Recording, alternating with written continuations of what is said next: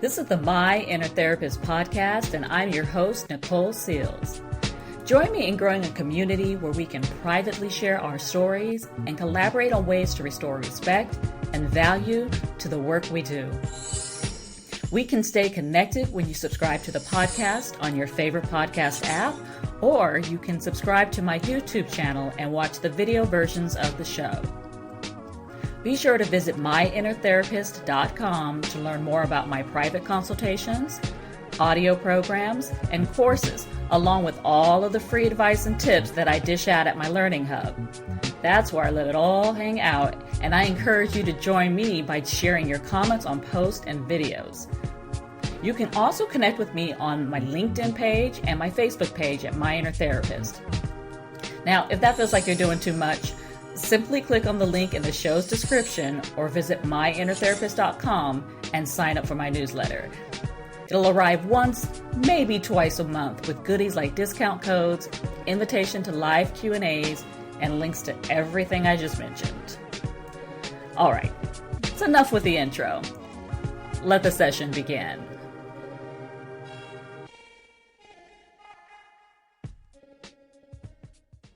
Hello and welcome to Overthinking Anonymous. My name is Nikole and I'm your facilitator today. On today's show, we are going to be talking about the habit of overthinking, why it happens and how to overcome it. And I happen to have a lot of expertise in this area.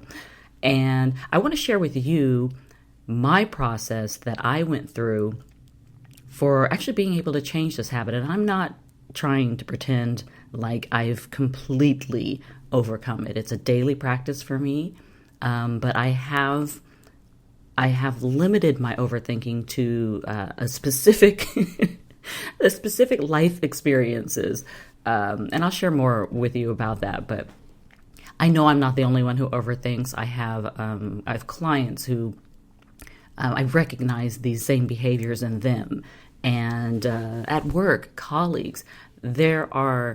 I think overthinking is common because it's also an accepted form of suffering that we put ourselves through because we often validate it.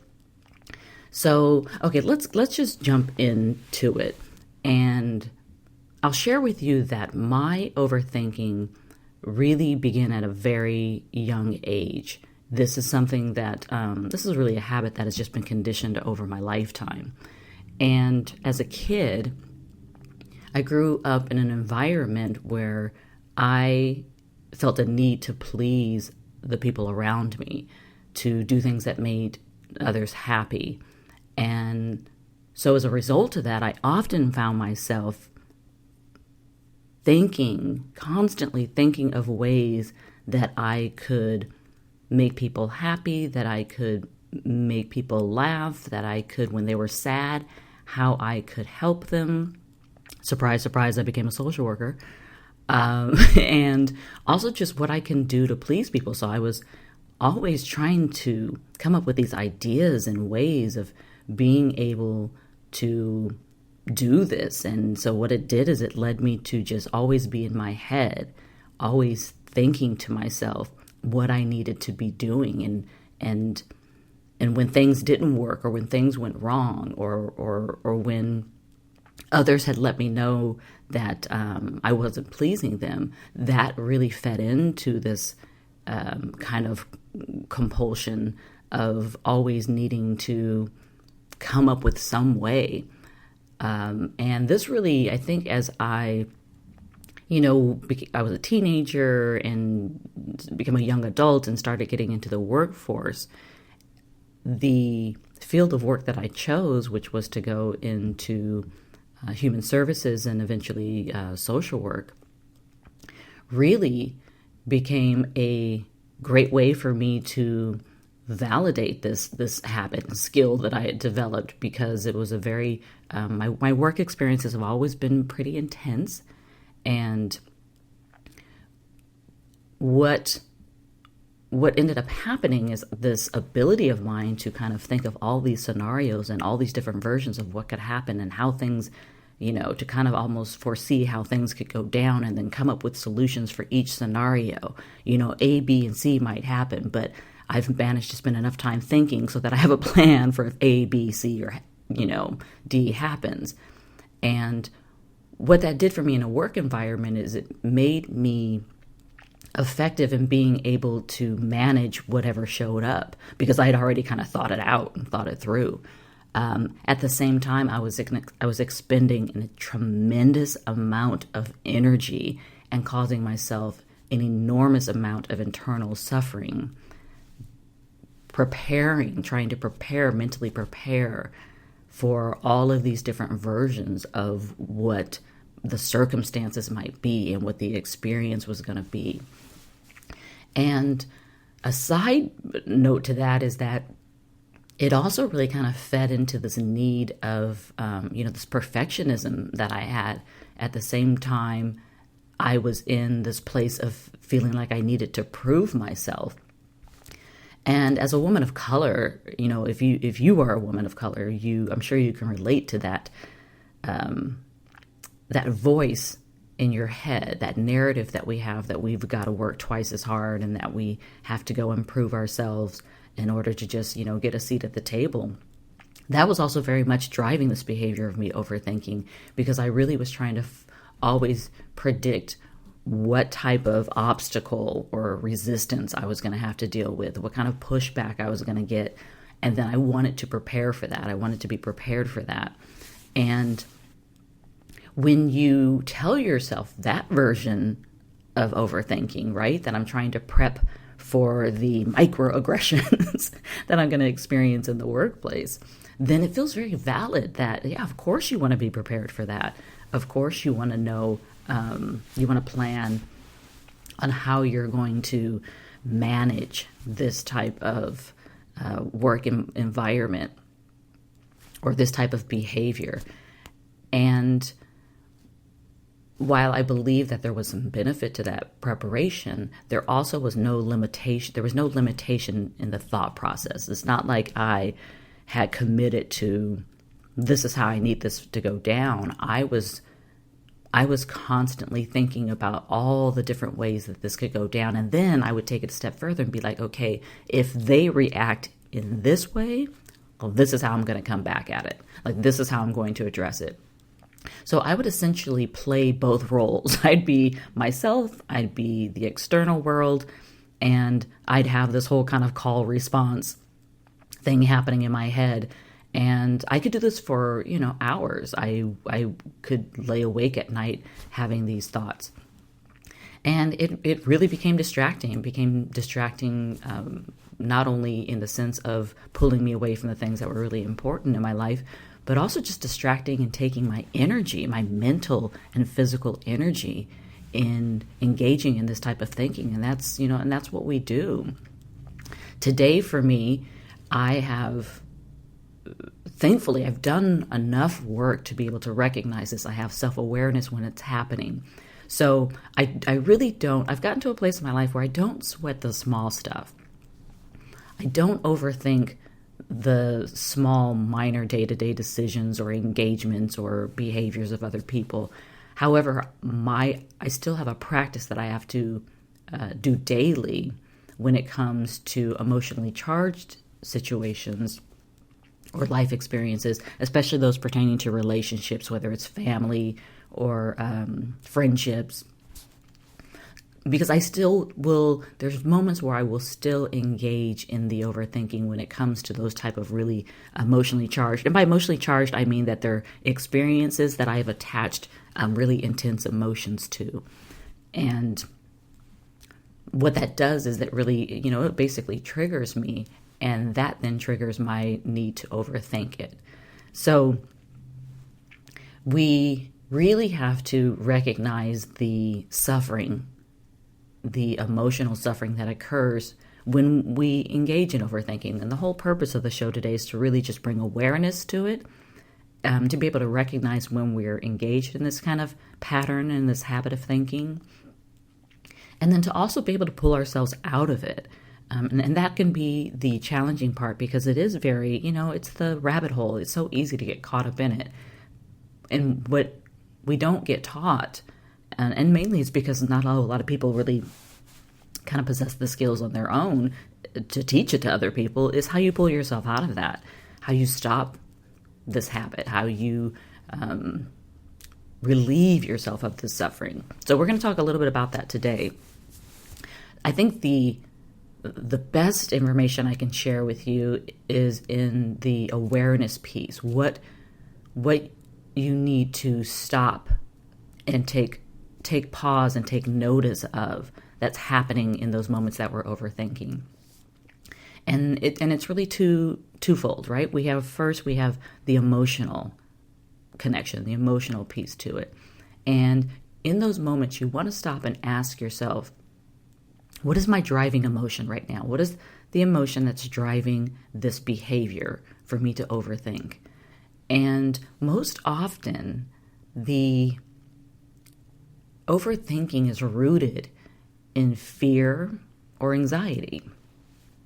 So there's either something that we're fearful of what is going to happen, how this is going to play out. And so we then engage in this overthinking as a way to reduce that fear, when in reality what it does is it actually feeds it.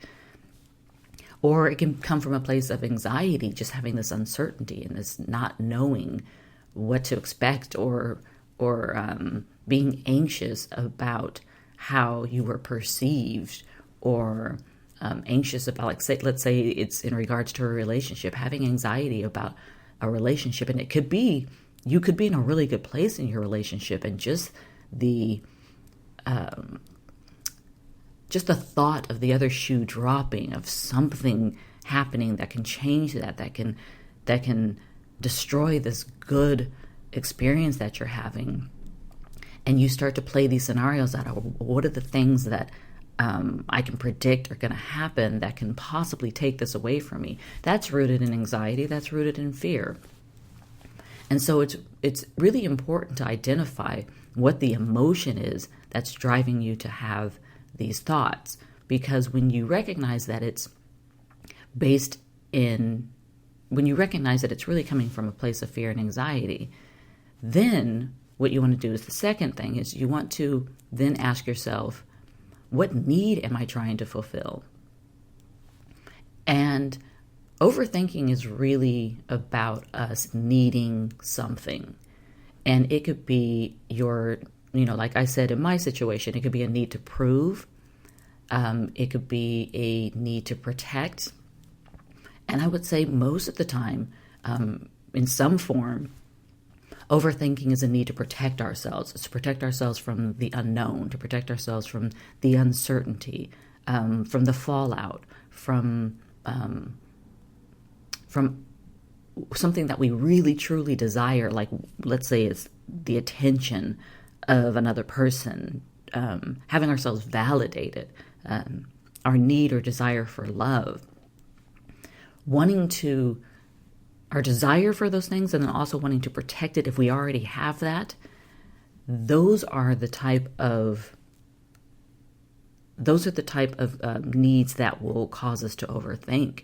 That's our motivator, right? It's motivating us to really kind of prepare for the unknown, or to protect the known because we're afraid of losing it.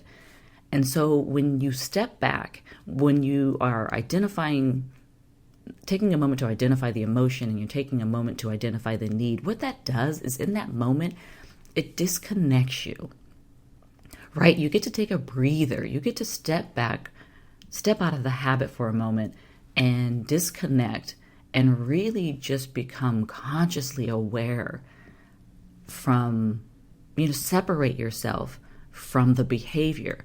And that's how you stop it. That's one of the most effective ways to stop it, by just sitting and thinking to yourself, God, I can't do this anymore. I got to stop. I'm driving myself crazy. I need to go to sleep. It's 4 a.m. I got to wake up. Like, that's just continuing the cycle of overthinking. So what you actually want to do is, you actually want to just disconnect yourself. And one of the best ways to do that is with just some conscious awareness. And in that moment, to be able to step back and to really look at it from this place of disconnect where you're just identifying, okay, what is the emotion that is driving this thinking and what is the need that I'm trying to fulfill? And really when you can identify the need that you're trying to fulfill, what that allows you to do is to then shift to a place of being proactive, of being resolved, of being intentional. Overthinking really is just a habit of thought, right? And I mentioned before that we don't give it much thought. We don't see it as a form of suffering because it is, we see it as a very valid reason for preparing, for planning, for trying to predict what's going to happen. Our brain is wired to try to predict the future in order to avoid pain. So it's just, it's mechanical in nature, and it's also just very conditional. And what we really want to do is, instead of thinking like, I just got to get rid of this habit altogether, we just want to replace it with a new habit, a new way of thinking. And we want to do that because the suffering actually can be very damaging, right? Overthinking is harmful both physically and it's also harmful to our psyche. When it comes to the physical effects on our body, overthinking, it can result in releasing cortisol into our blood, and this stress hormone is so damaging. And when we are in a state of being in stress response for long, prolonged periods of time, that becomes harmful on your heart. It's also very damaging when it comes to your body's ability to manage that high level of cortisol in your blood. And as a result, it depletes you of other nutrients and energy to be able to manage the stress. It raises your blood pressure. Your body then holds on to negatively charged energy. So it's very damaging to us physically, and at the same time, it's damaging to our psyche, right? It triggers negative emotions in us. Engaging in overthinking just really continues to condition compulsive behavior. That compulsive behavior of thinking, the more we do it, the more it feels normalized.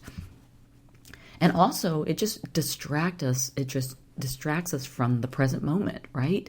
When we are overthinking, we are in the future and we're not present.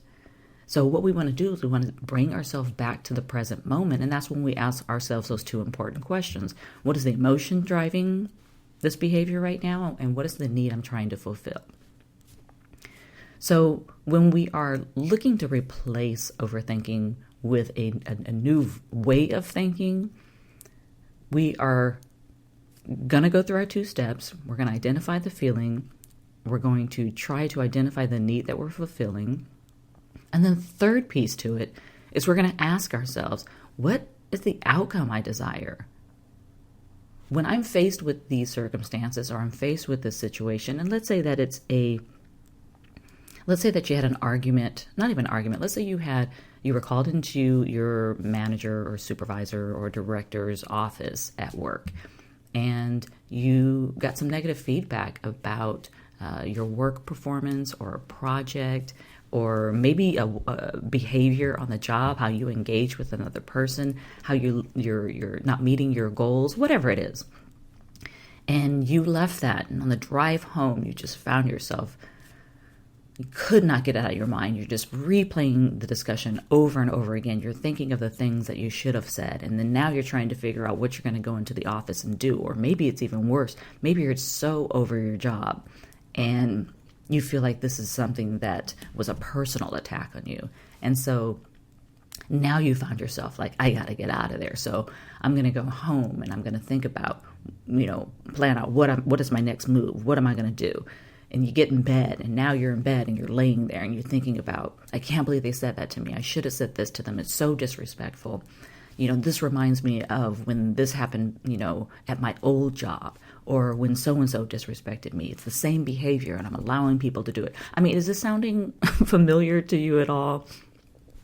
I know I'm not the only one out there who's had these kind of thoughts running through their mind. But this is how it fuels itself. This is how a simple engagement with another person can become so, can take on its own, a life of its own, and consume us. And so in that moment, we've got to press the pause button. We've got to step back. You got to ask yourself, what am I feeling? I'm feeling hurt. I'm feeling hurt because I felt like I was doing a good job and the criticism was painful to receive. I'm also afraid of how this is going to affect my position at work. What does this mean for my job? Then let's ask yourself, what is the need that you're trying to fulfill? That I'm trying to protect myself from being hurt. I don't like being hurt. It's a bad feeling. I don't like getting criticism. And I feel this need to protect myself. I also have some uncertainty about what this means for my job and my future at this organization. So those might be some of the things that come up for you when you're thinking about that need that you're trying to fulfill. And then you want to move to that stage of, well, what outcome do I desire? Like, what would be the ultimate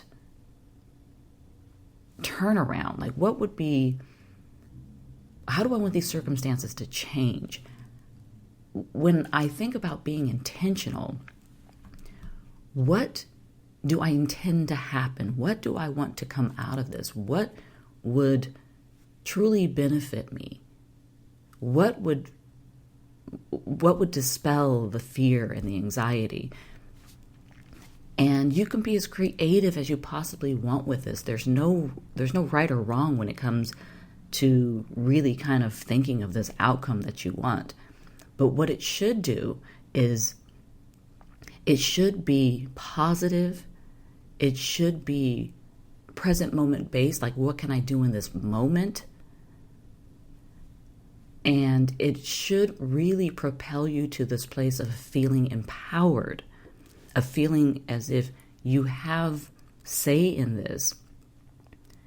And what you're choosing to do, rather than going in all these different directions, is to be very intentional and very focused.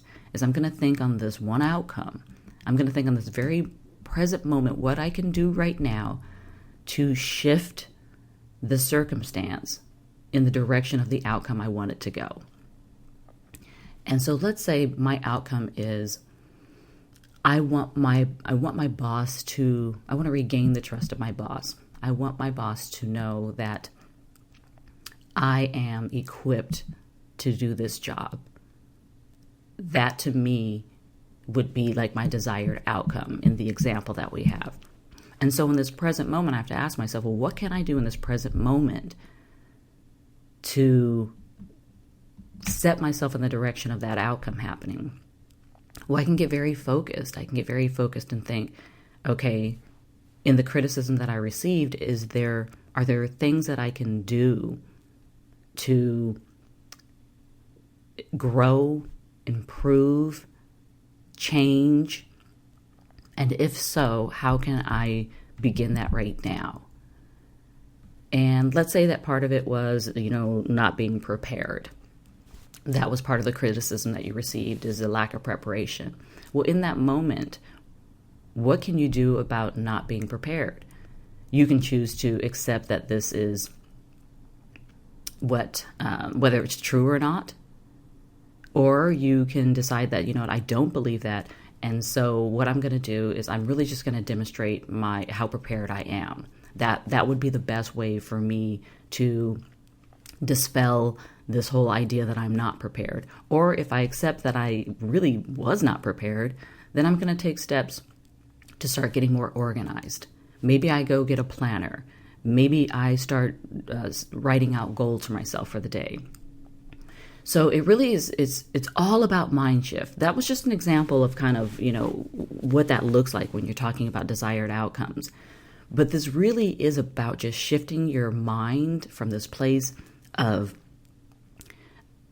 fear and anxiety, and then this need to protect and this need to avoid the uncertainty or need to avoid pain, and rather shifting it to this place of being intentional and being empowered and then being focused. Focused is really the key word, is rather than allowing the mind to wander, allowing the mind to have no monitor or supervision and to just have all these thoughts, is to be very consciously aware by being focused and by being creative, right? Creative is, it will take us away, it'll take us out of that place of fear and anxiety.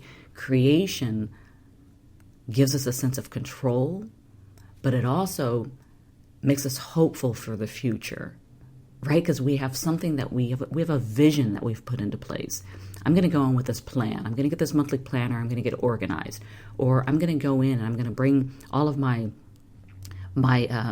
notes and documents and my monthly schedule and the meetings, and I'm going to present that to my boss and give her some time to review those so that she can see that I am an organized, prepared individual.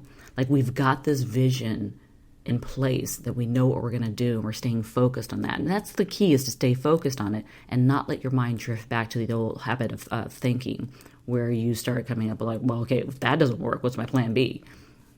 Is you have to stay committed and focused to this vision that you have of your outcome, of your desired outcome. So I know it's a short, practice for something that seems so overwhelming, but the key word in that is practice. It really is something that you just have to take your time in doing. It does not happen overnight. It took me a while for me to get into the practice of being able to do these 3 steps and get comfortable and confident enough to start being able to teach and coach other people on how to do it as well. Because it's so much easier for us to see it in other people, right? It is a little bit harder for us to look internally and recognize those behaviors in ourselves. So just be patient with yourself. Give yourself some time. Just walk yourself through these three steps. It really, really does take consistent practice to change a habit. Awareness really comes from you just practicing, catching yourself in the act. That's really what awareness is about. So just take baby steps, and remember always, celebrate your victories, no matter how small. All right, that's a wrap for today's show. Help our community to grow by rating the show in your app and share it on your social media. Or you can just tell people about it in the break room at work tomorrow. Thank you for sharing this time with me, and remember, you can let your education limit you or liberate you. Choose wisely. Until next time, friends.